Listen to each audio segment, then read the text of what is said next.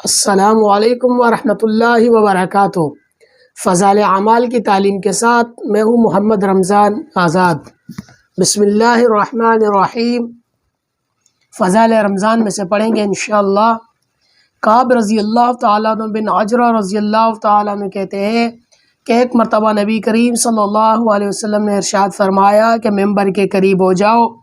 ہم لوگ حاضر ہو گئے۔ جب حضور صلی اللہ علیہ وسلم نے ممبر کے پہلے درجے پر قدم رکھا تو فرمایا آمین۔ جب دوسرے پر قدم رکھا تو پھر فرمایا آمین۔ جب تیسرے پر قدم رکھا تو پھر فرمایا آمین۔ جب آپ صلی اللہ علیہ وسلم خطبہ سے فارغ ہو کر نیچے اترے تو ہم نے عرض کیا کہ ہم نے آج تک آپ سے ممبر پر چڑھتے ہوئے ایسی بات نہ سنی جو پہلے کبھی سنی تھی۔ آپ صلی اللہ علیہ وسلم نے ارشاد فرمایا کہ اس وقت جبرائیل علیہ السلام میرے سامنے آئے تھے۔ جب آپ پہلے درجے پر میں نے قدم رکھا تو انہوں نے کہا ہلاک ہو وہ شخص جس نے رمضان المبارک کا مہینہ پایا پھر بھی اس کی مغفرت نہ ہوئی۔ میں نے کہا آمین۔ پھر جب میں دوسرے درجے پر چڑھا تو انہوں نے کہا ہلاک ہو جاوے وہ شخص جس کے سامنے آپ کا ذکر مبارک ہو اور وہ درود نہ بھیجے۔ میں نے کہا آمین۔ جب میں تیسرے درجے پر چڑھا تو انہوں نے کہا ہلاک ہو وہ شخص جس کے سامنے اس کے والدین یا ان میں سے کوئی ایک بڑھاپے کو پاوے اور وہ اس کو جنت میں داخل نہ کرائے۔ میں نے کہا آمین۔ فائدہ: اس حدیث میں حضرت جبریل علیہ السلام نے 3 بددعائیں دی ہیں اور حضور صلی اللہ علیہ وسلم نے ان تینوں پر آمین فرمائی۔ اول تو حضرت جبریل علیہ السلام جیسے مقرب فرشتے کی بدعا ہی کیا کم تھی، اور پھر حضور اقدس صلی اللہ علیہ وسلم کی آمین نے تو جتنی سخت بدعا بنا دی وہ ظاہر ہے۔ اللہ ہی اپنے فضل سے ہم لوگوں کو ان تینوں چیزوں سے بچنے کی توفیق عطا فرماوے، آمین۔ ان برائیوں سے محفوظ رکھے، ورنہ ہلاکت میں کیا تردد ہے۔ در منصور کی بعض روایت سے معلوم ہوتا ہے کہ خود حضرت جبریل علیہ السلام نے حضور صلی اللہ علیہ وسلم سے کہا کہ آمین کہو، تو حضور صلی اللہ علیہ وسلم نے فرمایا آمین، جس سے اور بھی زیادہ اہتمام معلوم ہوتا ہے۔ اول تو وہ شخص جس پر رمضان المبارک کا گزر جائے اور اس کی بخشش نہ ہو، یعنی رمضان المبارک جیسا خیر و برکت کا زمانہ بھی غفلت اور معاصی میں گزر جاوے کہ رمضان المبارک میں مغفرت اور اللہ جل شانہ کی رحمت بارش کی طرح برستی ہے، پس جس شخص پر رمضان مبارک کا مہینہ بھی اسی طرح گزر جائے کہ اس کی بدعمالیوں اور کوتاہیوں کی وجہ سے وہ مغفرت سے محروم رہے، تو اس کی مغفرت کے لیے اور کون سا وقت ہوگا، اور اس کی ہلاکت میں کیا تعامل ہے۔ اور مغفرت کی صورت یہ ہے کہ رمضان المبارک کے جو کام ہیں، یعنی روزہ، تراویح، ان کو نہایت اہتمام سے ادا کرنے کے بعد ہر وقت کثرت کے ساتھ اپنے گناہوں سے توبہ و استغفار کرے۔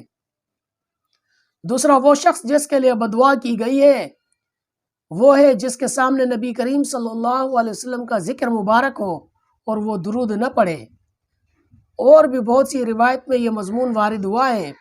اسی وجہ سے بعض علماء کے نزدیک جب بھی نبی کریم صلی اللہ علیہ وسلم کا ذکر مبارک ہو تو سننے والوں پر درود شریف کا پڑھنا واجب ہے۔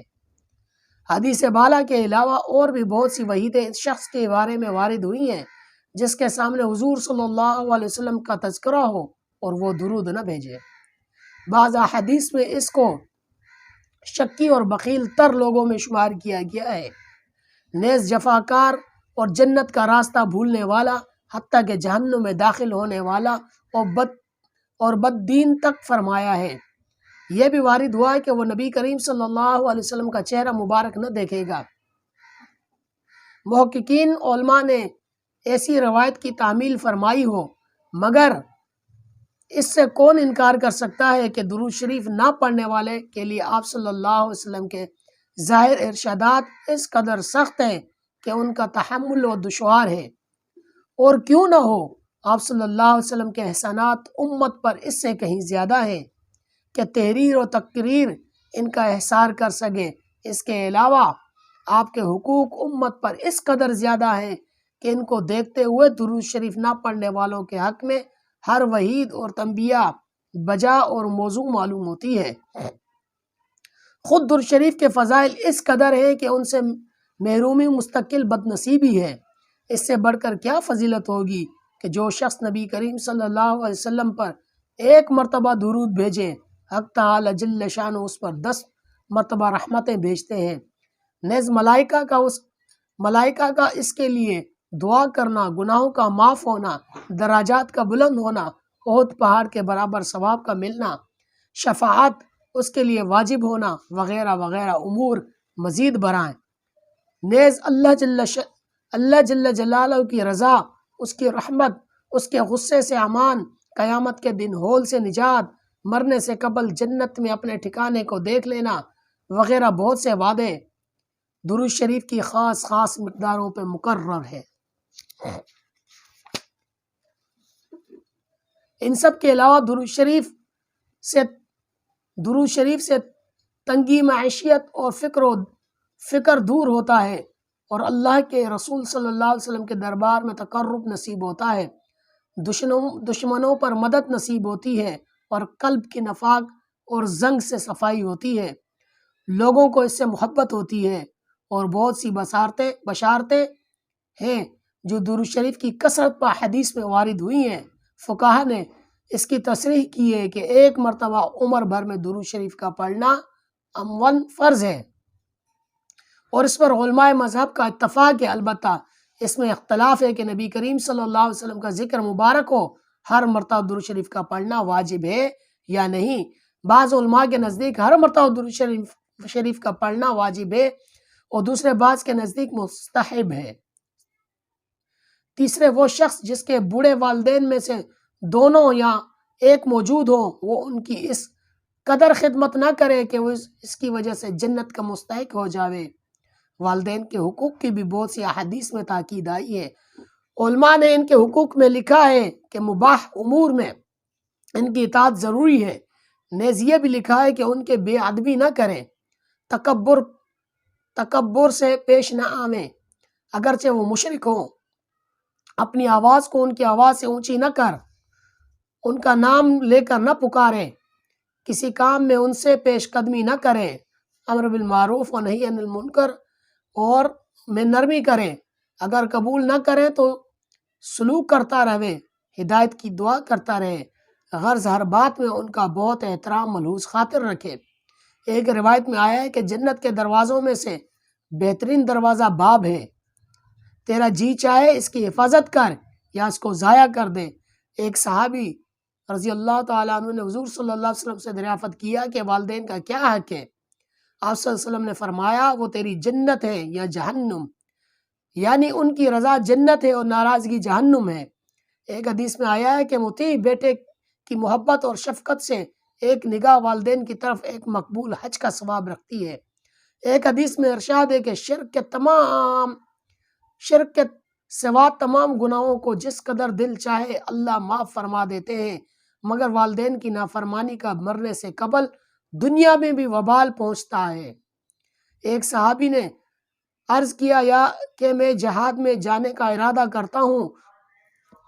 بس میرے محترم بھائی، دوستوں اور بزرگوں، جو کچھ پڑھا اللہ رب العزت عمل کرنے اور آگے تک پہنچانے کی توفیق عطا فرمائے۔ اللہ رب العزت نے میری، آپ کی، بلکہ تمام عالم کے سارے انسانوں کی کامیابی پورے کے پورے دین میں رکھی ہے۔ اب یہ دین میری زندگی میں آ جائے، آپ کی زندگی میں آ جائے، بلکہ تمام عالم کے سارے انسانوں کی زندگی میں آ جائے، اس کے لیے محنت کی ضرورت ہے۔ اسی محنت کے لیے اللہ تبارک و تعالیٰ نے پہلے نبیوں کو مبعوث فرمایا اور آخر میں آپ صلی اللہ علیہ وسلم تشریف لائے۔ آپ صلی اللہ علیہ وسلم دین بھی لے کے آئے، ساتھ میں دین کی محنت کو بھی لے کے آئے۔ اب چونکہ حضور صلی اللہ علیہ وسلم آخری نبی ہیں اور آپ صلی اللہ علیہ وسلم کے بعد قیامت تک کوئی دوسرا نبی نہیں آئے گا، یہ ہم سب کا یقین ہے۔ ختم نبوت کی وجہ سے اللہ رب العزت نے یہ کام اس امت کے ذمہ لگایا ہے۔ اب جس نے بھی یہ کلمہ پڑھا لا الہ الا اللہ محمد رسول اللہ، اس شخص کی یہ ذمہ داری ہے کہ خود بھی دین پہ چلے گا اور دوسروں کو بھی اس دین کا دعوت دے گا اور خود بھی برائی سے بچتے ہوئے دوسروں کو برائی سے بچنے کی تلقین کرے گا۔ تو میرے محترم بھائی، دوستوں اور بزرگوں، اسی لیے کہا جاتا ہے کہ اس دین کو سیکھنے کے لیے جو ہے پہلی فرصت میں 4 مہینے لگا کر اس دعوت والی محنت کو سیکھا جائے، پھر زندگی کا مقصد بنا کر اس کو کیا جائے، تو انشاءاللہ تعالی اس اس کام کو پوری زندگی بنانے کا مقصد کا ارادہ میرا بھی اور آپ حضرات بھی اپنا ارادہ فرمائیں۔ جزاک اللہ خیر۔ السلام علیکم ورحمۃ اللہ وبرکاتہ۔